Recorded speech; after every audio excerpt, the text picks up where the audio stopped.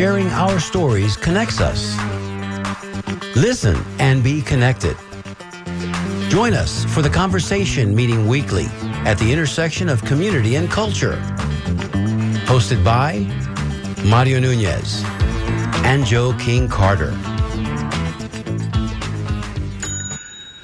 Hey, everybody, welcome to this, your Wednesday, 12 o'clock edition of The Conversation at WMNF 88.5 right here in Tampa. You can listen to us, WMNF.org, from anywhere on the planet, as long as you've got a good internet connection. My name is Mario Nunez. As always, I'm seated here on Wednesdays aside my partner, Joe King Carter. And behind the desk that you can barely see the top of her head. MC Jessica G, the original OG. There she is. Let's ring one for Jessica. Thank you, Jessica. She's the one keeping us honest over here in studio. And, that's right.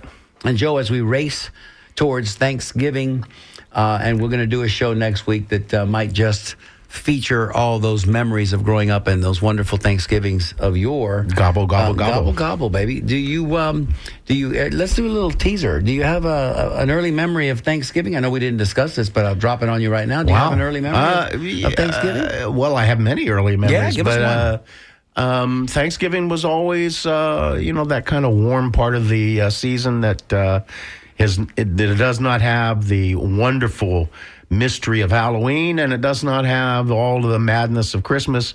It has this place where people get together and eat, and you can't beat that. And sometimes too, we watch a little football. Oh, well, see, we didn't do that. And we get into some spirited conversations with our relatives. Mm-hmm. When you're young, you tend to go outside, maybe in between meals, in between that first course and the last course, mm-hmm. and maybe throw the ball around a little bit. I think these were all rites of passages, and everybody was participating in this. But we always had the distinction here in Florida, being native Floridians, that we never got to bundle up. At least we did. Did you, Joe? Do you remember a Thanksgiving when it was cool or even cold? By the way, as a native Floridian, when you're around Christmas time and Thanksgiving, you're cutting out little snowflakes to put on the windows in your elementary school, and we're like, what is that? I'll see your snowflake. What is that about? I'll see your cutout snowflakes and go one step further. I thought it was pretty cool when you had the artisans, and sometimes it was your own teacher who was pretty good.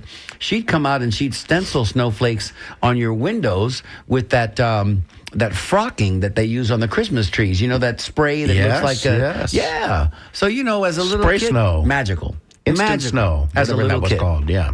Probably was filled with harmful chemicals, I'm guessing. And of course, as some of us will know, really the Christmas season, the Christmas spirit doesn't really take root until you see old St. Nick coming down in the Macy's Day Parade, mm-hmm. coming down, I don't know, is it Fifth Avenue? I'm not a New Yorker, I couldn't tell you, but I should know that. Mm-hmm. And he's on his sleigh, and then it's like, it's on now, son. Mm. Yeah, how about the shopping experience? Black Friday now starts on like Black Wednesday. Right. You know what I mean? They have it used to be that the stores would open at 7 a.m. Yes. On the morning after. I would go shopping with my mother, yeah. And then it would start, and then it moved up to 12 midnight. How old I am. I remember Web City. Did you ever go to Web City? Was incredible. Yeah, and we've talked about that here on the show. Yeah, and then it would start J.C. Penney. And then it would start at midnight. Remember? Uh-huh. And now you just go after your turkey. Like you eat the turkey and then you go straight to the store because Black Friday. I've always thought that Santa Claus should be reformatted in Florida as a pirate. Well, I think he should be sort of. I see him with his white beard and an earring and a surfboard, a red hat, and no, he's a pirate. He has a sword, and he has this large schooner that he is delivering Christmas gifts. I love the idea. We should start a new trend. But let me just say that for those of us Jose Claus don't ever get to Jose Claus. Jose Claus. If you don't ever get a chance to travel, and it's unfortunate because travel is quite an educational experience, and you're in the southern hemisphere of planet Earth during the time of Christmas, you realize Saint Nick don't come in a sleigh. Baby, he don't come in a sleigh with magical reindeers. Mm-hmm. He ain't wearing a big old red coat with a hat. Mm-hmm. He's wearing a pair of Bermuda shorts. Right. And he's got sand between his toes because it's the middle of summer down there. Mm-hmm. So we didn't grow up like that. So for us, the lore and the remembrances are all, so he's coming down the chimney. It's coming down the He chimney. ain't coming down the chimney in Sydney, Australia. Right, He that's gonna knock right. on the door, leave something on the porch, and hope the porch pirates don't take it. I'm That's guessing. All right. What are we talking about today, Joe? Besides Thanksgiving, besides Christmas that's impending? And besides the World Climate Change Conference that's taking place, and are we a part of that still? we are, but we are Teetering on the brink. We probably won't be participating over the next 4 years, but That breaks my heart. Yeah, but at any rate, yeah, that's happening.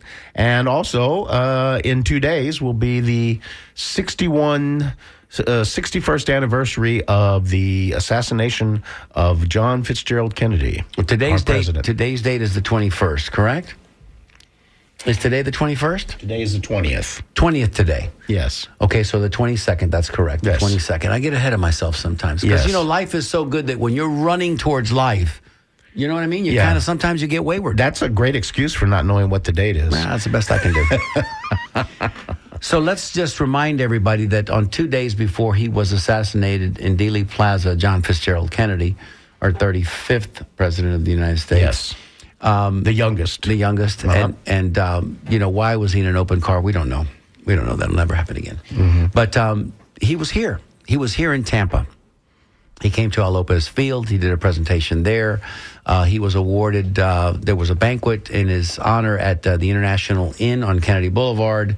Our dear friend Marlene Maceda Lee and her father Marcelo Maceda, one of Tampa's leaders at the time. Certainly, there's a nice video. You can YouTube it. You can see where Marlene is in her 7-year-old. Marlene is in her father's arms, and she presents JFK a real pretty doll, a Spanish doll, to give to Caroline. And little did we know that in 2 days from that time, our world, everything would change. Everything would American change. history would change. Also, Marcelo's presented the president with a box of cigars. Absolutely. And then Arturo Fuente cigars. she presented Jacqueline, I'm sorry, his daughter, Caroline. with a doll. Yeah, it was a very touching moment. Very touching moment at the International Inn. So, Yeah. And for those of us that were here at the time, and of an age where you would remember those impactful moments, we saw him. We That's saw him right. downtown. We saw the motorcade crossing down Dale Mabry. Some of us were fortunate enough to get over to Al Lopez Field and see him there. And that's what we're going to be entertaining today, your conversations. If you'd like to join us and kind of let us know what you were doing, if you remember JFK here in Tampa, the number is 813-239-9663. We always welcome your phone calls. You can send us a text, 813-433-0885. Emails are welcomed. Also, dj@wmnf.org. We've got operators standing by to take your calls. But, Joe, kind of set the narrative for us. Tell us a little bit about JFK. One of the things I wanted to say is that for me personally, I was in a family situation where my father was sort of out of commission as a father. He was sick. And JFK was, for me as a child, it was the first president I remember. I don't remember Dwight Eisenhower. And he was, dynamic and good looking like a movie star. And his wife was beautiful and his children were beautiful. And I was even probably getting little touches of Camelot hitting us. And it was a big deal. And so he was not only, as presidents often are, for maybe some children, a father figure, but he was, for me, a very specific kind of father figure. So on his death, on that day, I took it pretty hard for a kid. I think a lot of kids may not. I was 9 years You old. were 9, I was 5. And we left school early, and I was automatically grief-stricken. And then I got home, and my mother, it almost makes my eyes wet today. My mother was absolutely grieving in tears. And, I was an only child to my mother, who was very close to. And to see my mother in that state was so painful for me. And so that's how I remember that day. And it was that day for millions and millions of Americans. And it's anyone who was alive during that time remembers how significant that event was. It was indeed, and not to draw inferences, but that hope and we had at the time that JFK, he was battling. There were some things that had already happened early in his presidency. It's only in his third year. I mean, there were, he didn't even complete his third year. We feel some of that today. Some of that hopelessness, because when you have so much hope, when you're looking towards leadership that's going to take you in a direction, the sky was the limit. We were going to go to the moon. There were all kinds of programs in place, governmental programs in place that were helping a lot of people. Of course, Lyndon Baines Johnson, LBJ had to complete some of the work that hadn't been done. Right. I mean, there were scandals, too. We can talk about that, the human aspect, the human component. JFK had a lot of detractors, and there was a lot of difficulty he had. There were a lot, just like today. A lot like today. Factions where these various factions are involved. There were a lot of factions that did not like JFK. So he was working, he was, in a way, though very popular in the popular vote, there were a lot of people that did not like him, and he struggled right from the beginning of having to convince people that being a Catholic was not going to influence his presidency. And then he had, of course, the Bay of Pigs and all these other things that got involved. But he also, brought us back from the edge of nuclear annihilation with Cuba. So, he was. It was a struggle for him. Yeah, he was. There was a lot of. There were a lot of people who would like to have seen him assassinated, frankly, and it happened. And it did happen. And legend has it that he was in Chicago before he was in Tampa, and Tampa before he was in Dallas, and there were plans afoot to get him in any one of those three cities. They finally succeeded in Dallas, but can you imagine if it had happened in Tampa? The trajectory of our city's fair history might have usurped everything that we wax nostalgic about today when we talk about Cigar City and Mr. Ybor and all the goodness that brought to our city. Yeah. Well, that's an interesting. Now you're getting into a cultural phenomenon that's pretty interesting. Well, that's what we do here at The Conversation. That's right. We meet weekly at the intersection of community and culture. That's right. Let's get after it. Yeah, let's go. So.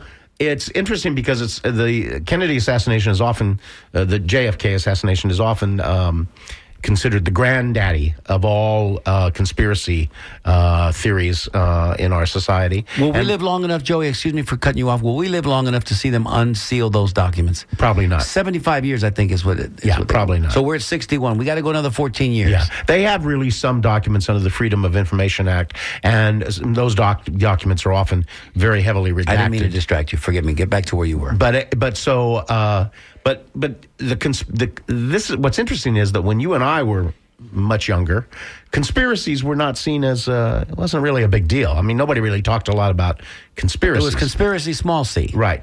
The organization in America that fathered conspiracies more than anyone else did early on was the John Birch Society, by the way.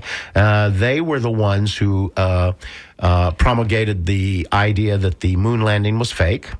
They also promulgated the idea that the Beatles were communist agents, and they were here to bring communism to the Western world. So the Beatles, wow, it's just kind of like, yeah, I mean, they were cool, but they weren't communists. InfoWars before we knew what InfoWars were. All that stuff was happening.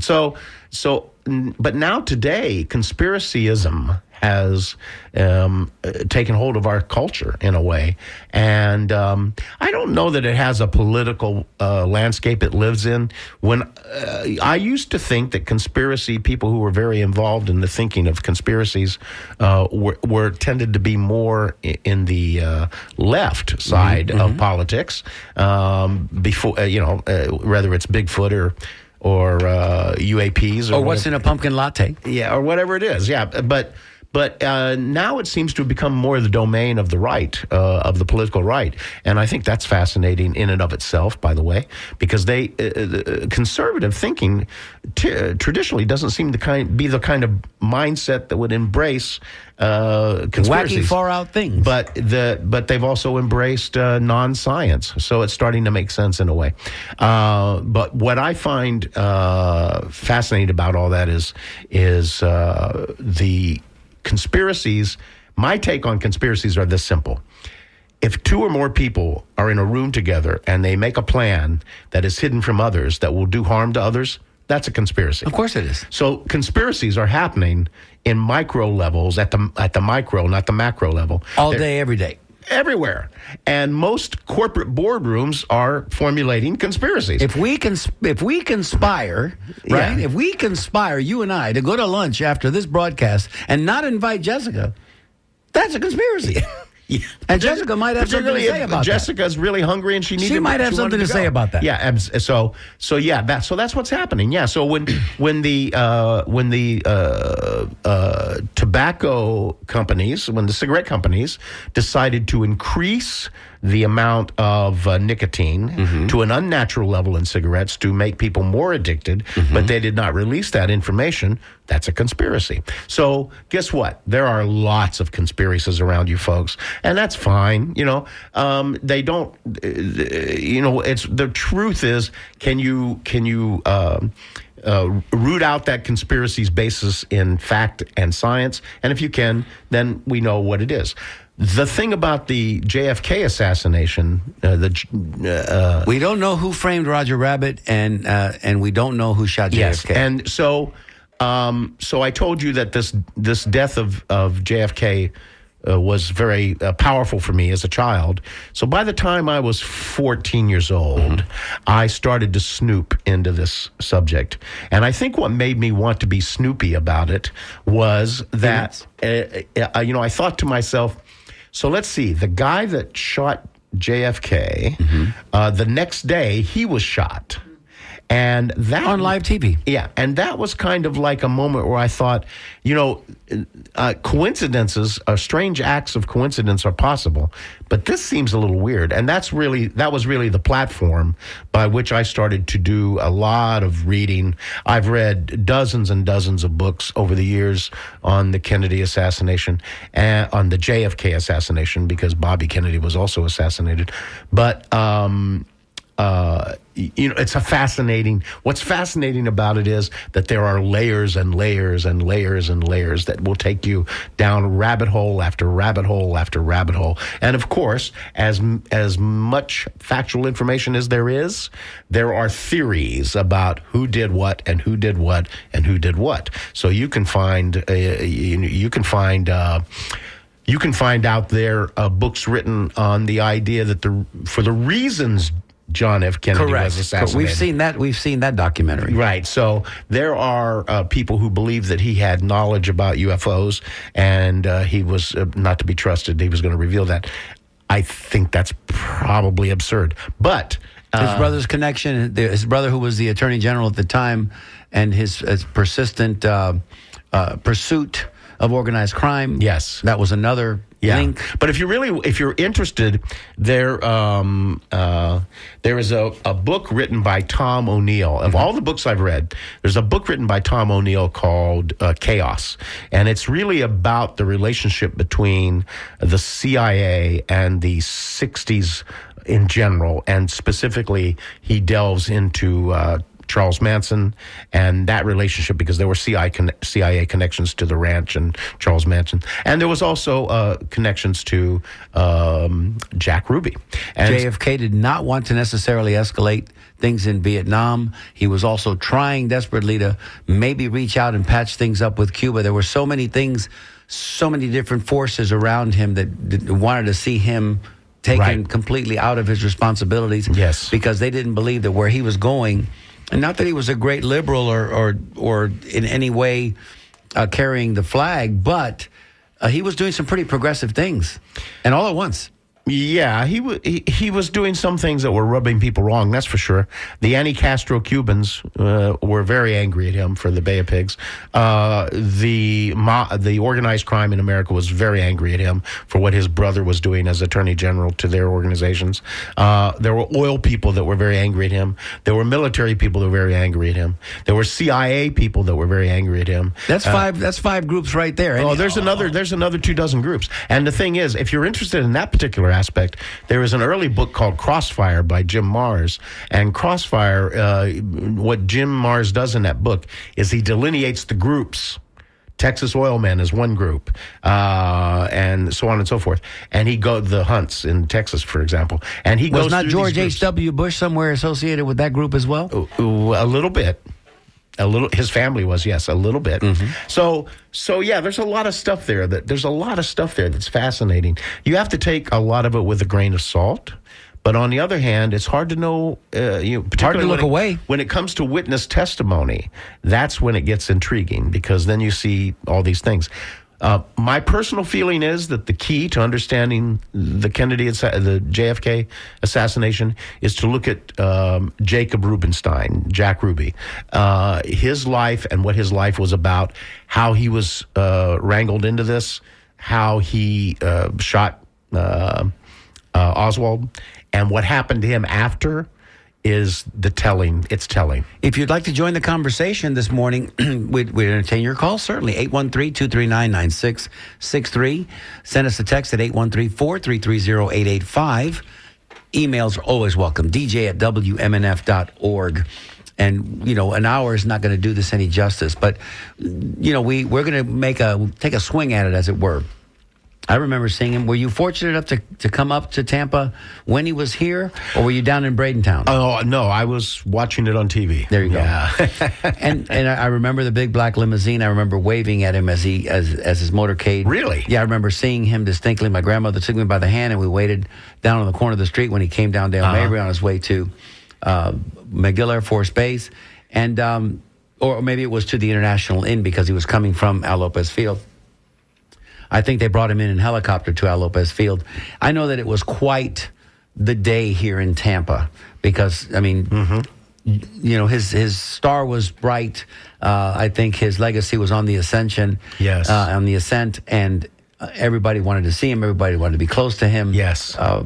Politics here in Tampa at the time and in the state of Florida also, we supported him, the Democratic movement, the Democratic Party. So it was a good thing to have our president here with us, and quite a popular president that he was. And we renamed Lafayette Street and Grand Central, Lafayette downtown, across the bridge, and going west. And then if you go far enough west, if you went far enough west, it was Lafayette in town. It was Grand Central from downtown to about where West Shore and Kennedy meet today. And then it was Memorial Boulevard. Right. And we decided, I think rightfully so, to rename that street Kennedy Boulevard. Right. And of course, that it remains to this day. And keep in mind, I don't personally approach this from any kind of hero worship. There's lots of things that John Kennedy was doing that, his father, Joe Kennedy, was a scoundrel of sorts. And there's that whole, early on, the Chicago vote count for him as senator and the way he got into politics and his affairs with women. And there's all kinds of ways that you can critique him and see him as a person. Really, as a human. As a human. Right. He had his military experience was also something of note. Absolutely. And there's a tremendous documentary on Netflix presently that delves into all of this. And you have a great PT 109. Have a great deal of empathy for him because he did some things, and he was always ill. It wasn't supposed to be Jack, as a lot of his family and friends called him. It wasn't supposed to be John, but it was supposed to be Joe, his older brother. That's right. Who died in World War II. Right.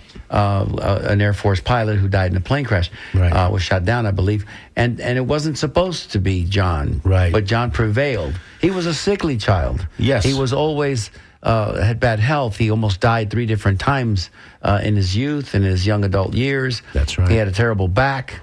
So there were a lot of things, but you would never know it. And much like we would never know the pain and the misery that FDR was going through with his polio. Absolutely. The other thing about while you're talking about the Kennedy family that is kind of relevant today is now we have RFK Jr., and he's become quite prominent as a figure. He's very possibly going to be making a lot of health decisions for you in the near future. And when I think about RFK, and there's a lot of critique of him, of course, I think about the fact that when he was 9 years old, his uncle was killed in a was assassinated. JFK was his uncle, of course. And then when he's 14 years old, his father is killed in the basement of a hotel. And that's a lot of trauma. I don't care who you are, Kennedy or not. That's a significant degree of trauma. And he was already in a family that was very public, very known. And then what happens is at 14, he does not have whatever guidance that Robert Kennedy would have given his son. That guidance is gone. So if you think that RFK Jr. is a little odd, that's putting it mildly there, sir. That's putting it mildly. We're going to ring a bell for putting it mildly. Yeah, if you think he's a little odd, in a way, you got to cut the guy a little bit of slack, because I think he's probably been through trauma that he's never. I don't know if he's dealt with it or not, but he's been through a lot. There's no doubt about that. Kennedys. And do Kennedys do couch time? Do Kennedys do therapy? I don't know. Right. Maybe they're above all of that. Yeah. And then again, we don't know anything about what that lifestyle is like and Hyannisport and just being around that family. I mean, we know who his grandparents were. I mean, this is American history. It's all out there and available for you to study. Yeah, he didn't come into the world with free of baggage, that's for sure. Yeah, no. We have a phone call. Shall we take the phone call? Sure. We've been asking for callers, and the callers are there with us now. So, Mike in Sarasota, you're on the air. Hey, thank you very much for taking my call, and I want to also thank you for telling and teaching me something I did not know. I did not know that Jack Ruby's real name was Jacob Rubenstein. Yes, sir. So thank you very much for that. Of course. Now, that sounds like a Jewish name, which reminds me that you might want to add to the list of people who did not like JFK, and I can't remember the exact reason why, but I read in the Washington Report on Middle East Affairs that there is a theory that the Israelis were angry at JFK. Yes. And so with Jacob Rubenstein being Jewish, it makes one wonder. Well, I'd always thought that Jack Ruby was acting out of his allegiance to the mob, but who knows? Anyway, I want to say one other thing, which is that in regards to books to read on this, there is a book out there called Contract on America, and I bet you've read it. But that places a lot of the events around JFK in Tampa. Yes. With the Tampa mob. Yes. I think that's something that people should be aware of. Absolutely a connection. A lot more about it than I do. Uh-huh. Yeah. Your thoughts on that. Mike, thank you so much for your call, and we certainly appreciate you listening, partner. Thank you so much. And that's another reason why the Chicago and Tampa came into play. And, Dallas. Yes. Dallas also had its connection with organized crime. Jack Ruby, we know, was also in the periphery. They were all.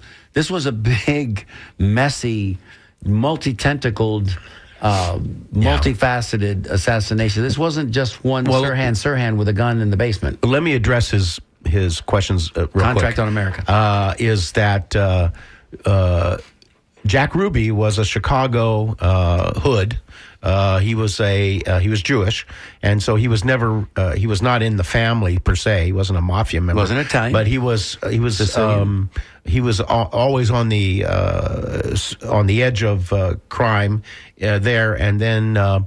He did his good deeds for the families and the mobs, and they basically gave him a part of Dallas. So he was sent to Dallas to open up his nightclub. His nightclub, which was a strip club basically, became a hotspot for all of the Dallas police to hang out and party. And so that's one connection that represents that Jack Ruby had. His Jewishness was not as significant. I just mentioned the fact that he was legally born as Jacob Rubenstein, and he could never really be in the family as fully as he wanted to be. So he was basically a low-level mobster. Not to be confused with Henry Hill, who was also Jewish, and of course, if you similar story. Yep. And so Good that's fellow. one issue. The other issue is that there's this is not my feelings. This is evidence that he was also a CIA operative. He was, and by the way, when you are an operative for the CIA, all that means is they're giving you money to do some things for them. If they, the word CIA operative, ooh, it sounds so exotic, but it's not exotic. It's Mario. They could come to you tomorrow and say, we're observing your neighbor and we want you to do this and that and that and that, and we'll pay you $500 a day if you'll do that. You just became an operative. So the CIA had approached Ruby for a variety of reasons to keep an eye on things that were happening in Dallas. So what we have is, just to be clear about this, because I'm not saying that the mob necessarily assassinated JFK.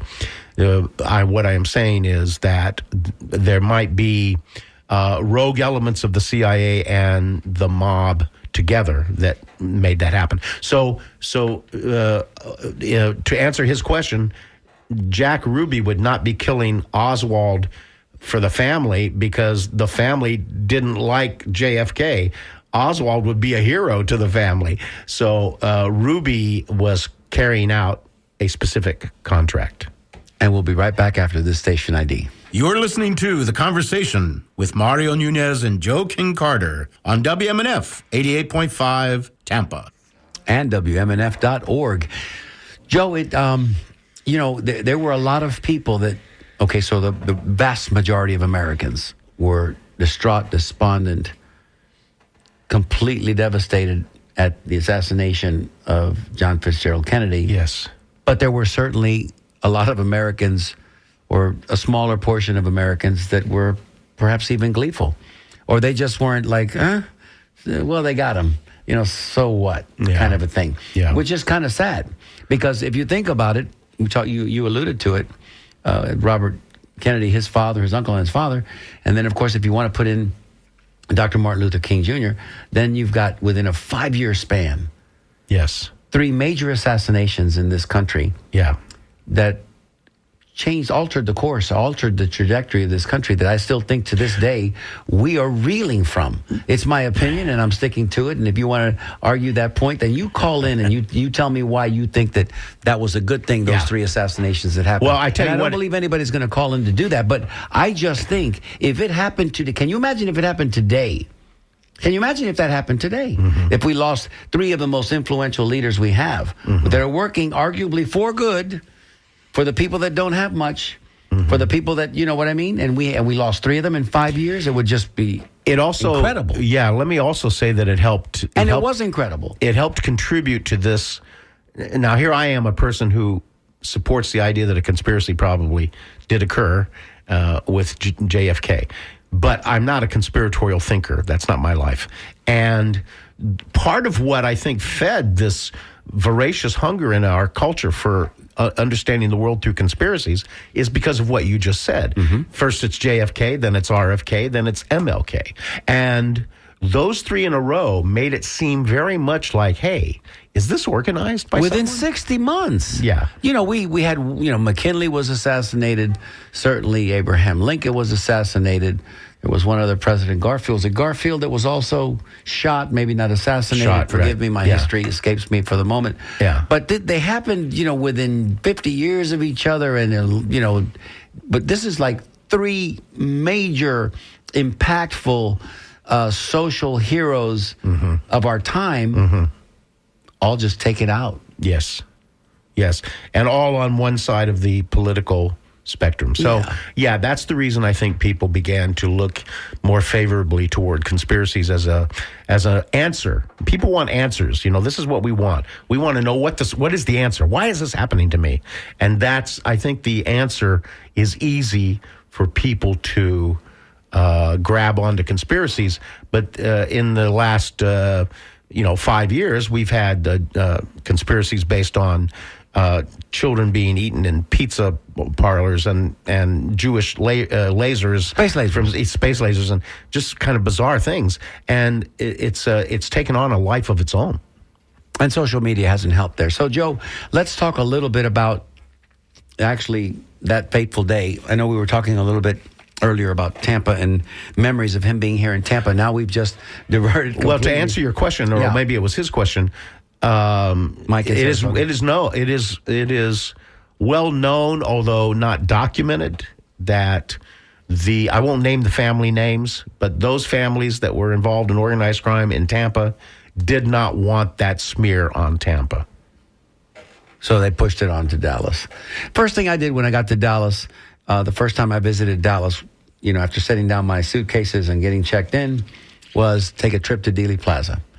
It was that impactful. I just needed to, if I was going to be that physically close to that facility in the textbook depository, I was going to go stand there. And what was that like? And it was I remember it was kind of a rainy afternoon. And I was, I just took it all in. The first thing I did was I walked up the grassy knoll, and I stood behind what would have been the fence at the time where shots supposedly had rung out from. And that sign that's there in the Zapruder film that blocks the view for just a split second, right, a few frames, is no longer there. But you can see where a marksman from that angle with with a proper rifle, right, couldn't miss. Couldn't miss. Right. And then, you look up at the textbook depository, you see the 6th floor window, you say, okay, that's another vantage point. There was also a theory that a shot came out from the overpass, and another one, which is even more bizarre, that someone was somehow underneath the roadway. Because in the sewer, because the motorcade does... Like the storm drains we have here. Correct. Yeah. And that was, that would have been the shot that would have... taking JFK's head off. Jim Marrs, his book Crossfire, the reason it's called Crossfire is because that position that President Kennedy was in is considered by the military a perfect spot for something they call triangulation. Yes. And when you have triangulation of a target, you can't miss. Somebody's going to hit the target. That's right. Well, and again... We sit here 61 years later, and it still takes your breath away because we're going to have another anniversary where we're going to see clips. They're going to talk about it, and we've had 2, they say 3 assassination attempts here recently at one of our political figures, who I can't just bring myself to naming him, but anyway, one was legitimate. The other 2, I don't know. If you don't get squeezed off around, if an IED doesn't explode, if there's not an attempt as an attempt. Just because I've got a basketball and I'm holding a basketball on the sidelines doesn't mean I'm attempting a free throw. Right. You've got to be at the foul line, and you've got to be attempting the shot. Well, my feeling about that is that what you're opening up is that sadly, I think, I predict, I hope I'm wrong. I hope I'm wrong that eventually as people our age begin to pass into the next dimension, we're going to, people are going to be less and less enthusiastic about hearing about JFK. And that's too bad because it's a very important part of our history. I venture to guess that if WMNF 88.5, WMNF.org had existed back when the Lincoln assassination had taken place, we'd still be talking about that 61 years later. Let's go to a caller here from Lakeland. This is Simon from Lakeland.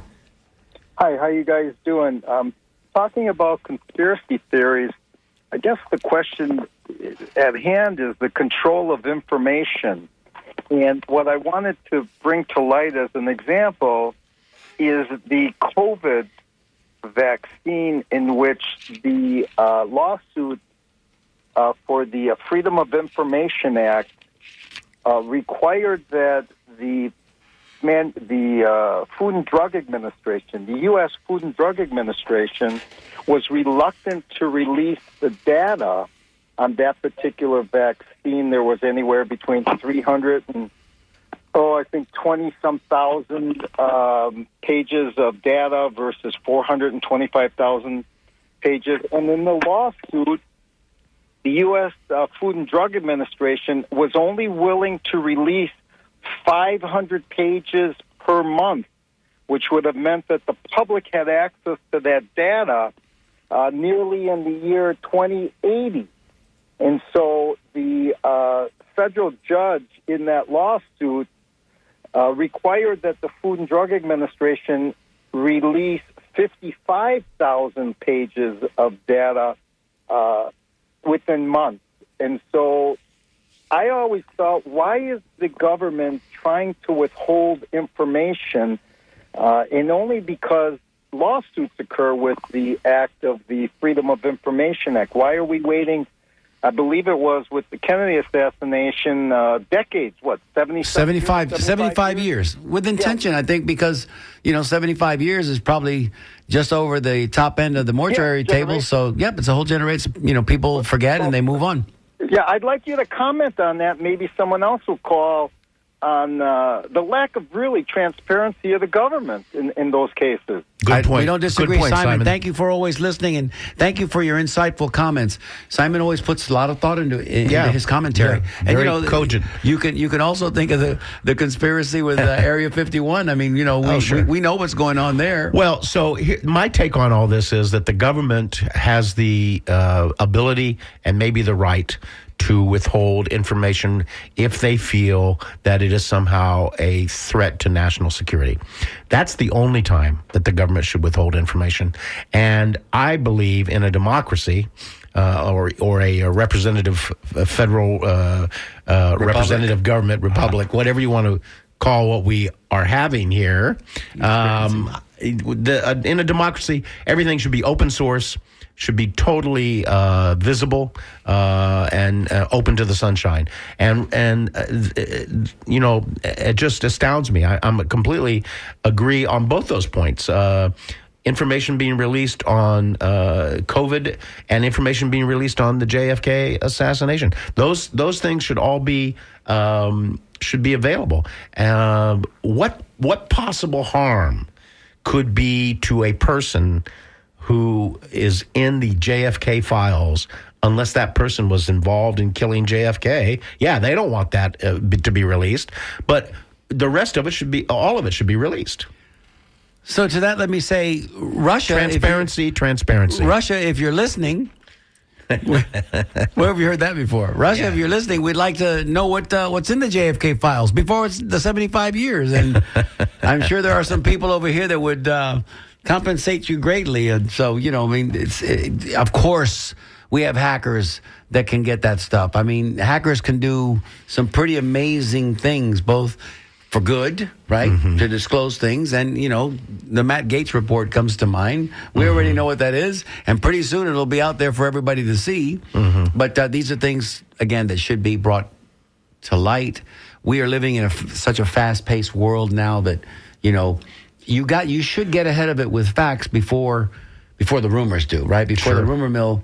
What is it they say about rumor wakes up and it's halfway around the world before the truth gets its shoes on? This is more important than ever because of the impact that AI is going to have on all of our media.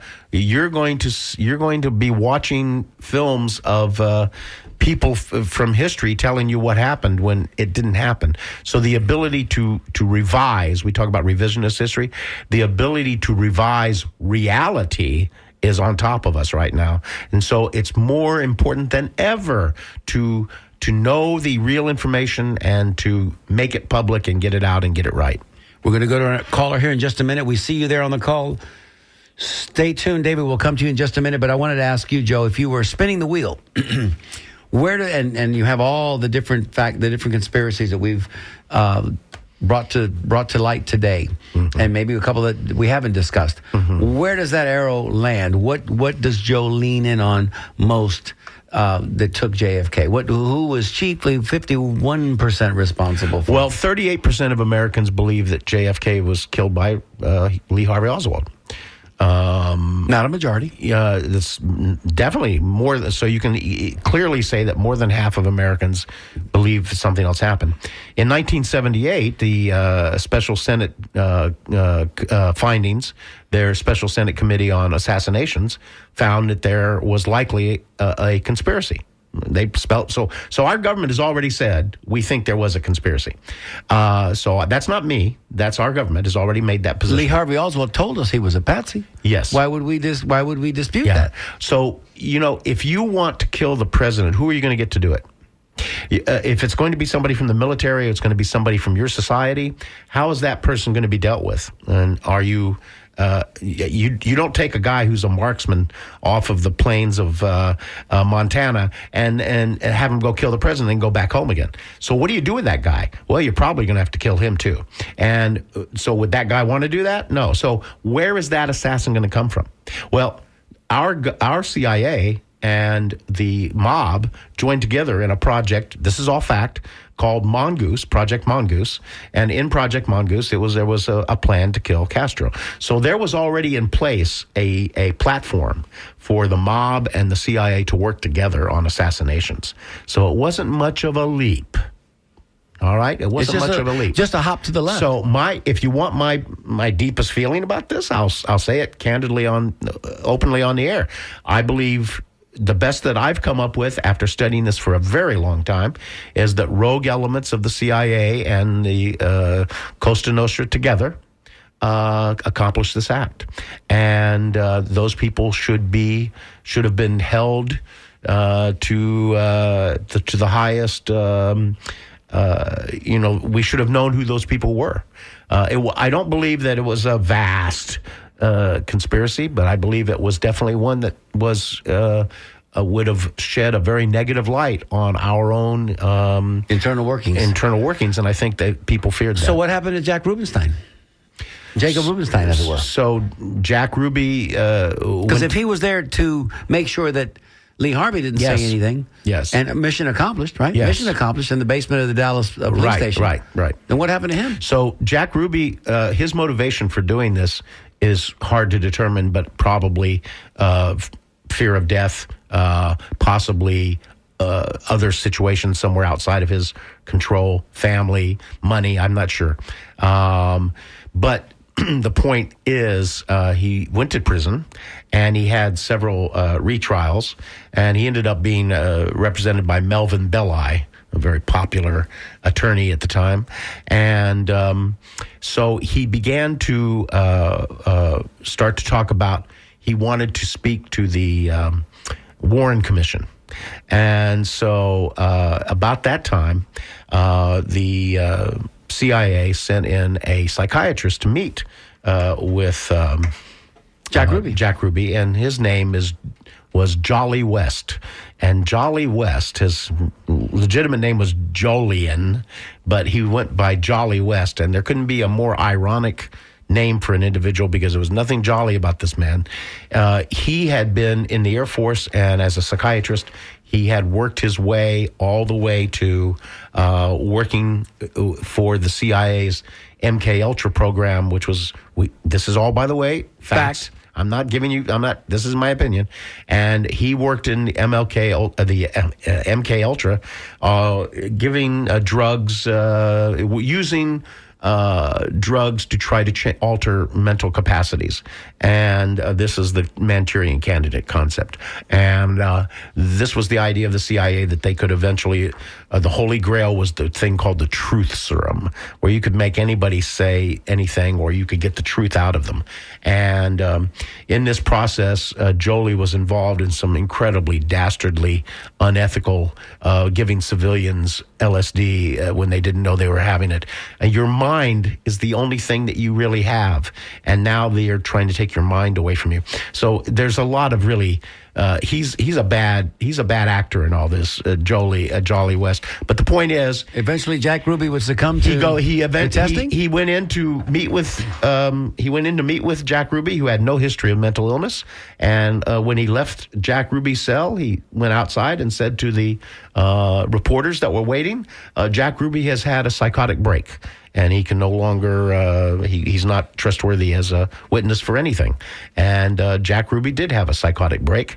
And who knows what happened, but we can presume that it was probably the cocktail that he was given. And quite a cocktail it was. Yeah. David from Dunedin, thank you for holding. David, you're on the air. Hi. I'd like to make a comment about the Robert Kennedy assassination. I've been to the Ambassador Hotel. I've been to the kitchen where Robert Kennedy was assassinated. I was there when the hotel was being dismantled and taken apart, and they were selling off stuff in the hotel. And in the kitchen, I was in there with these two guys who were buying the table that Robert Kennedy's body was set on. Wow. After the assassination. Wow. And at that time, I also met Scott Enyart, who's the fellow who photographed the assassination from behind Robert Kennedy, whose photographs were taken from him and held by the state of California for 20 years.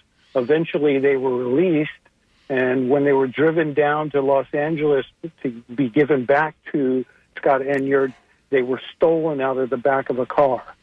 So anyway, you can hear a complete telling of the Robert Kennedy assassination by this lawyer on the William Buckley show. So if you search online for William Buckley, and the lawyer's name was Lowenstein, he tells the complete story of the Robert Kennedy assassination to William Buckley, who was pretty well convinced because there were 10 bullets found in the kitchen, and Sirhan's gun only had 8 bullets. So, and I also want to comment about the term conspiracy was thought up by the CIA. The CIA came up with the concept of conspiracy, and they're the ones who put it out there, so that from that time on, whenever they had something happen that they wanted to cover up, you label it as a conspiracy, and that's it. It becomes synonymous with false. Yes. You're running interference is what you're doing. Yeah, exactly. Yeah. So anyway, by the way, Jolly was also involved with Charles Manson and with Charles Manson and other people. He was very well known. Yeah. Anyway, that's all I wanted to say. Thank you. Dr. Kevorkian, before we knew what Dr. Kevorkian was, David, by the way, that fascinating that stuff. book that O'Neill wrote, Chaos, he covers, if you've not, have you read that? Yeah, yes, I have. Okay, good. Yeah. He talks a great deal. He does about 40 pages on Ruby, Jack Ruby. But it's a great book, I think. Yeah. Yeah. Well, thank you for taking my call. Thank you. Of course. Thank you. Right. Bye. Bye-bye. That was pretty good. Yeah, that was good stuff. So our callers are out there today, and they're paying attention, and they're listening, and they're contributing mightily to our show, and we are always grateful for that. We've got about just about 3 or 4 minutes left in show, Joe. This hour has just evaporated on us. Yeah. Well, it's Jessica, I've lost my ability to read the emails. Would you care to read the emails for us so we can at least acknowledge those people that my computer has frozen up on me? If you can open up your mic and read at least those emails, we would appreciate it if you can. She's winding up now. Jessica G. Yes, the OG. She's got her microphone close by. I'll keep you on time, Jess. Okay, well, from 7517, just commented on also Malcolm X. So that came in about 1239, and so if you remember what you were talking about. Conspiracy. Yeah, there you go. Yeah, okay. absolutely. And murders in that time period. Yeah. There you go. 63 to 68. And Marita from Lakeland, she commented that they mentioned the assassination of JFK, RFK, and MLK. All 3 last names start with K, so it's something to think about. Like 3 Ks? A K and a K and a K? I'm going to just... I know there was a comment. There's commentary that goes way back that talks about the Abraham Lincoln's assassination, the commonalities it has with JFK's. Yes, it's really fascinating. It is very fascinating. Yeah. Many parallels, Yeah. And Charles Parker just emailed with a emoji. I don't know. Is it a winky? Is it a smiley? Is it a frowny? Hard to read. It looks like somebody who's got a bead of sweat hanging down over his eye. But anyway, that was it for the emailers. Thank you, Jess. Yeah. Right. And my computer has frozen up. So, Joe, what a great show today. We're grateful for the opportunity to remember John Fitzgerald Kennedy, our 35th president, and seeing him here in Tampa and what an impact that was. And then just 2 days later, he was gone. Yeah. It's breathtaking to think about it even tragedy. Today. For anybody out there, what I would like to say is encourage anyone who's young who was not around during that time. If you are someone who's in those subsequent generations, check out this story. Check out JFK. Do a deep dive into a great American tragedy and what it's about. It will have many. There's lots of little implications there that will tingle your mind. So. I'd like to say... He just stepped out, but go ahead. We're looking at him. Jim Bannon, I believe, is here. And next door, the governor of grooves. I don't like that. He's going to be spinning discs for you today. Next week, we're going to be talking about Thanksgiving, as our show will be Wednesday, the day before Thanksgiving, Thanksgiving Eve. and we'll be taking your calls. We're going to be talking about Thanksgiving's memorable ones, what it means to you, and we would love to hear from you. Joe, thanks as always, my brother, for sitting co-pilot here today. Enjoyed it always, of course. Yeah, no, my computer froze up on me. We're going to fix those problems. Thank you, Jess, for answering the call today and reading those emails, and thank you to John or Joe. Who's in the sound booth today? Joe. Yeah, of course it's Joe, for taking our calls. Listen, we'll be here next week. Be sure to join us. We are The Conversation on WMNF Tampa.